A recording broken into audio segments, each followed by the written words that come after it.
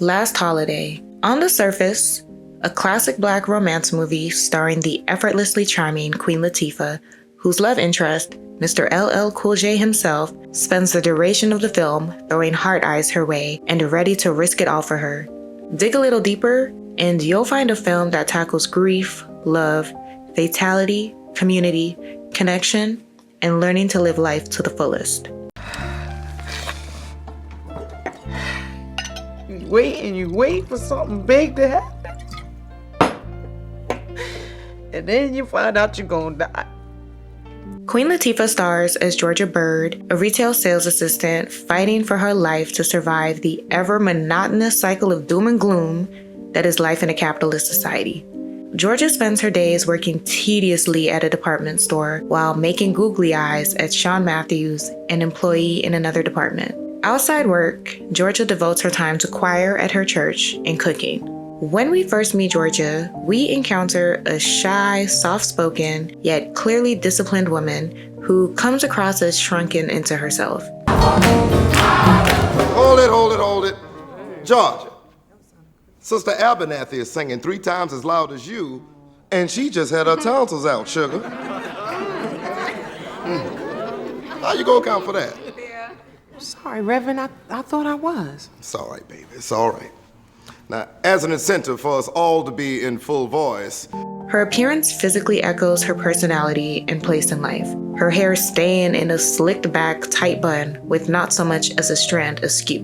Both at and outside the workplace, you find Georgia donning business casual attire that often is dull, lacking completely in color and vibrancy. Both her clothing and hair reflect the soft-spoken, reserved, and conforming personality Georgia exemplifies at the film's beginning. Her appearance is restrictive, reflective of her place in life as boxed in, stuck in a rut with no signs of change, at least none positive. It isn't until we see Georgia at home that we glimpse an emergence of this other side to her while she's cooking.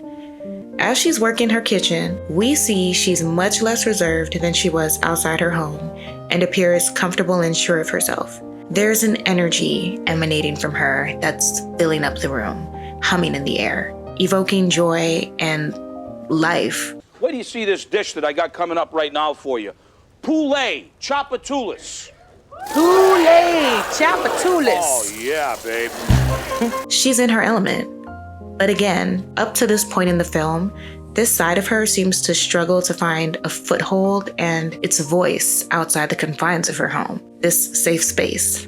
The safe space in question, as we learn as the film progresses, not necessarily being within the walls of her home. And I say this because of a scene that occurs shortly after. We see Georgia on the clock, slicked down bun still secured. I know some wet line and a board whistle brush hate to see her coming. And Georgia is whipping up some samples for customers, and the shift in the vibe, astronomical.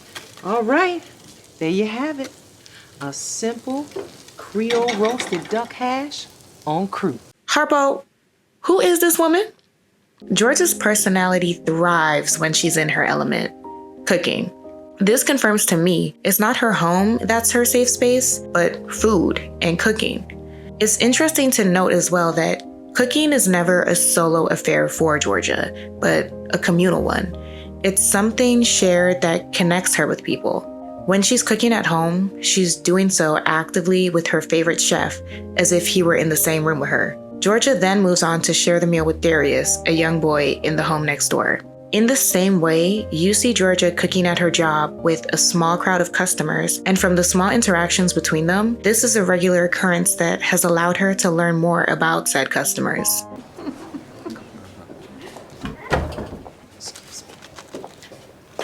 Now, I made this special for you. I left the pine nuts out because I know they get up under your bridge work sometimes. You see this concept of cooking, community, and connection continue throughout the film. Following a comically hard bump at work, Oh, maybe we could. Oh, I'm sorry. I'll get it. You got it? oh, Georgia! Georgia undergoes an MRI and learns she has a terminal illness, leaving her only 3 weeks to live. Without treatment, it's terminal. What? Like I'm gonna die? I'm very, very sorry.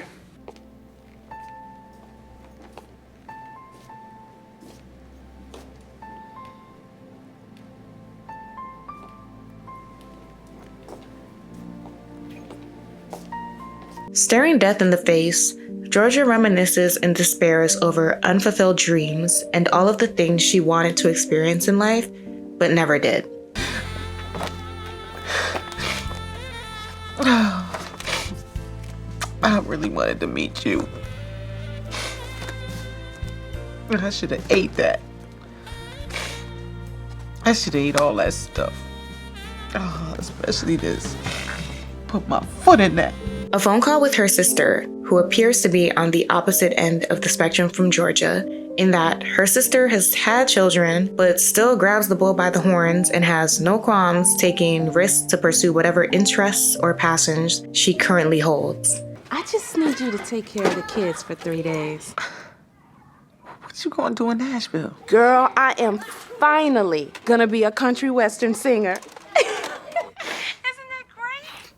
Tanya, ain't no such thing as a black country singer. You know, I am not asking you to comment on the validity of my dreams. The phone call seems to be the first sequence of events that starts edging Georgia off that proverbial cliff and into the abyss of screw it, as seen in the next scene when she quits her job. Is enough enough? Enough is never enough. Enough is enough right now, Mr. Adamian. I'm trying to talk to you. I'm trying to tell you what's happening. Why am I even wasting my time trying to talk to you? You know what? I quit. You what? I quit. Tapping into the look Georgia's sporting on her way to quit her job for a moment, her blouse is unbuttoned, and that tight-ass bun that's been snatching her edges since I hit play has loosened and is starting to droop. The gradual loosening of her appearance symbolizes Georgia beginning to break out of that box of refinement and conformity, slowly freeing herself from a need to prescribe to the temperaments fitting for the ever-draining day-to-day life she's been forced to live to survive. Looking at her demeanor, she's strutting to that office with a purpose, a bass entering her voice that has not been heard while on the clock. You got a problem? Yes, I do.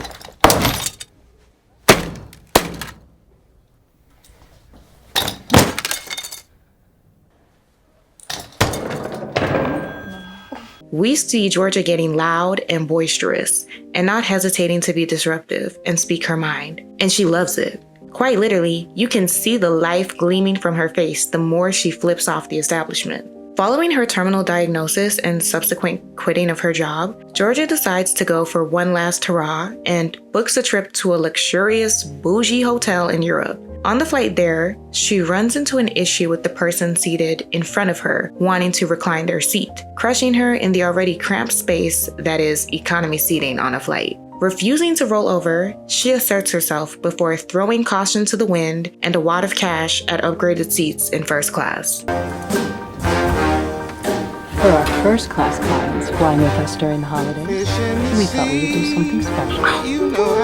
It's in this scene that you really start to see a shift in Georgia. The fear is gone, and she's fighting for herself. The concept of respectability and shutting up and putting up with things has flown out the window, because with death looming over her, these societal norms that she has been socialized to prescribe to seem silly. The same applies with money. She knows she only has a short amount of time left, so the value of money has dropped drastically for her. There's no longer financial ramifications waiting at the under end of these decisions and spending irresponsibly. Only the presidential suite. It's 3,000 euros a night, about $4,000 a night. Did you see me blink?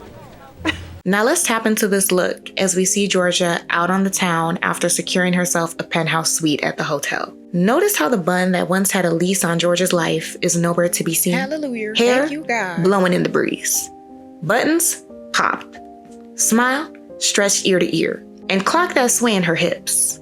My sister Georgia finally put that tight-ass bun down and is expressing her freedom through the clothes she tries on as well. The colors, the flowing, less restrictive material, the patterns, This montage symbolizes Georgia stepping free from the mortal coil that is life under capitalism. Her clothing is challenging these capitalist respective institutions that seek to stamp out anything disruptive that goes against the grain by embracing vibrancy and expression. It also reflects the bursting forth of her confidence and passion. Her clothing is loud and inherently rebellious from what she wore before, making her stand out. This trip is her last stand, and she is not going gently into that good night.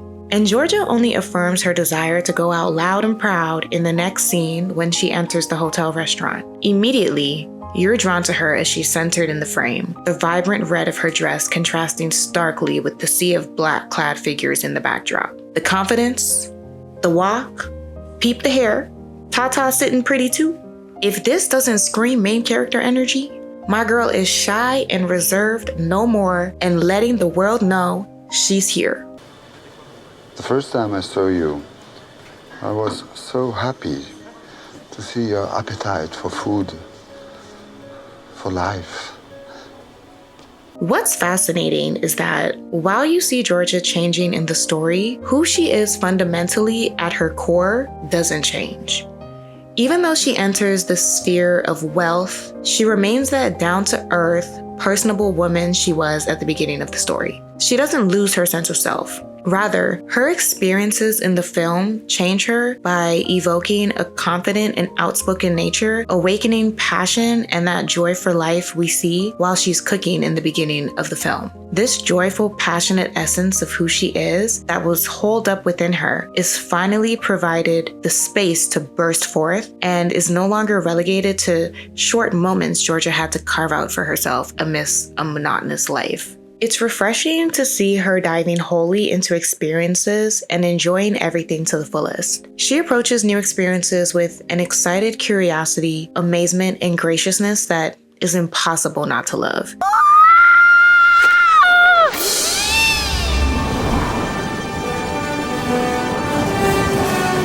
This joy and graciousness for life and desire to immerse herself fully and with intent into experiences while having a warm and hilarious personality are why people gravitate towards her and why people and us, the viewers, want to root for her. It's scenes like this where she confronts customers at a hotel who are mistreating hotel staff verbally that draw people to her. Hey. I don't like the way you're talking to that woman. I'm sorry if I disturbed you, Ms. Byrd. She was hurting me, though. I don't care. You don't talk to working people that way. Her inclination to use her perceived status to advocate for those more marginalized around her within the context of the situation. And I strongly believe at this point in time, she would have intervened regardless of her perceived status because of the growth she's experienced thus far. Her ability to empathize with others around her also causes people to gravitate towards her. Look, I know this whole story. My sister was seeing a married man. Come on. They're never bad people. They're greedy people.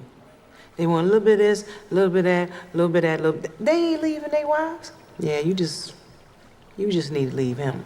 Though I'd argue sometimes her empathy extends too far. They'd like me to jump. Do a flip. Well, don't stop people pleasing now. In a sea of inauthentic people and disingenuous relationships built on a desire to hoard wealth, Glad you decided to join us, Matthew.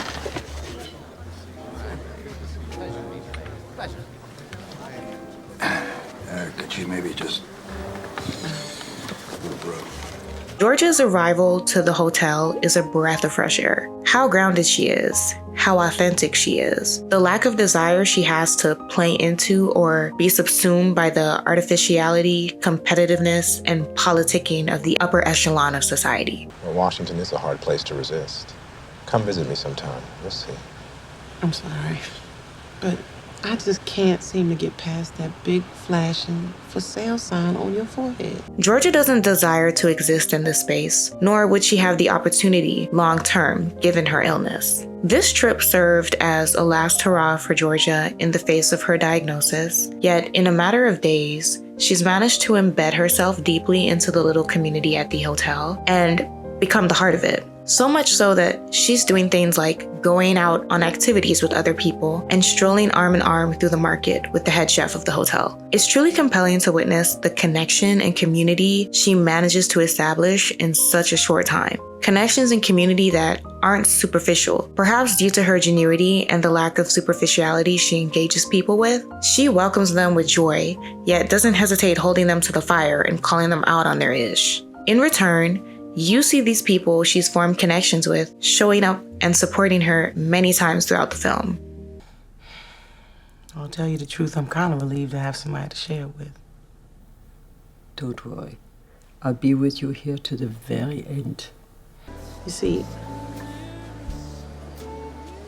I'm gonna die. Georgia, please. Oh, it's okay. It's okay. It's all right. Asshole.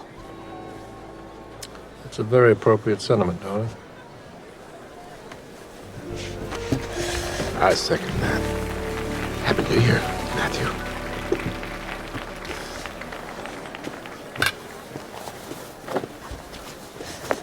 Where are you going? Well, first I'm gonna find Georgia.